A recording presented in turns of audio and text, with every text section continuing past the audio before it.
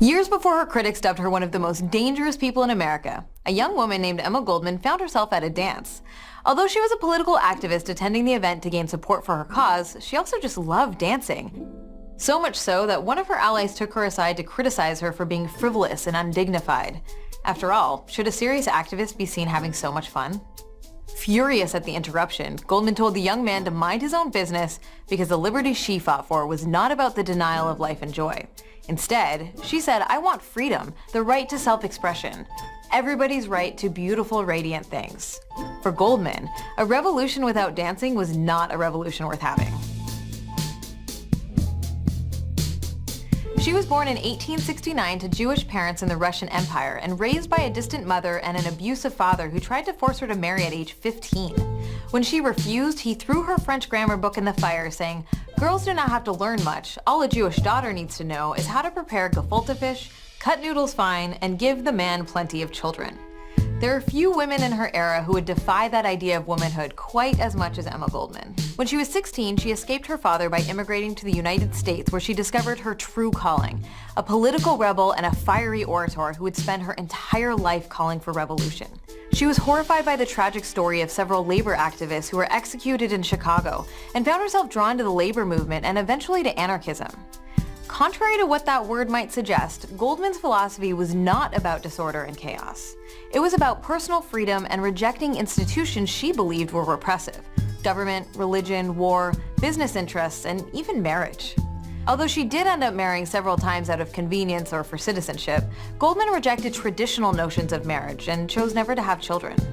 Goldman quickly became one of the most famous radical figures in America, whose power with words was sometimes referred to as a sledgehammer. She traveled across the country speaking so passionately that the famed reporter Nellie Bly would dub her a little Joan of Arc. Over the years, Goldman was sent to prison for her ideas several times, once for promoting birth control, once for discouraging men from registering for the draft, and once for telling unemployed workers to take bread from the wealthy if they were deprived of work and food. Despite her support for female independence, she often found herself at odds with suffragists, believing it less important to get women the vote in systems she viewed as oppressive than to dismantle them entirely. Emma said, "The right to vote or equal civil rights may be good demands, but true emancipation begins neither at the polls nor in courts." She said it begins in woman's soul.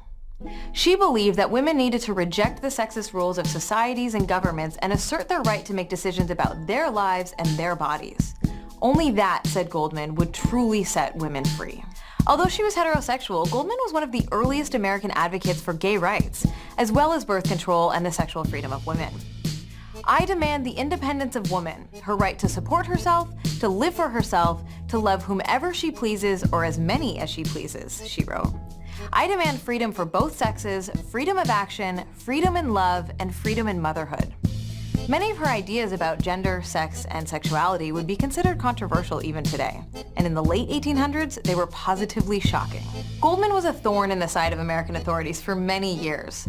In 1919, they finally declared her American citizenship invalid and deported her back to Russia, which had recently had a people's revolution of its own.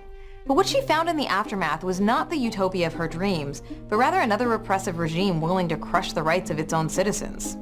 After meeting with Lenin himself, she became deeply disillusioned with the new communist government. So she traveled abroad, speaking out about the oppressiveness of the Soviets, which alienated many of her allies and got her ejected from both Sweden and Germany. When she finally returned to America in 1934, with the permission of the Roosevelt administration, Goldman was a grandmotherly figure in her 60s, but just as stubborn and outspoken as she'd ever been. On her final US speaking tour, her speeches rallied against the fascism of Hitler's Germany and the communism of Stalin's Russia, angering people on the right and the left. Even old age could not dampen her revolutionary spirit. At 67, she traveled to Barcelona to support workers and anarchists who had risen up against fascism during the Spanish Civil War. She called them a shining example to the rest of the world and told an audience of 10,000 that "your ideal has been my ideal for 45 years and it will remain to my last breath."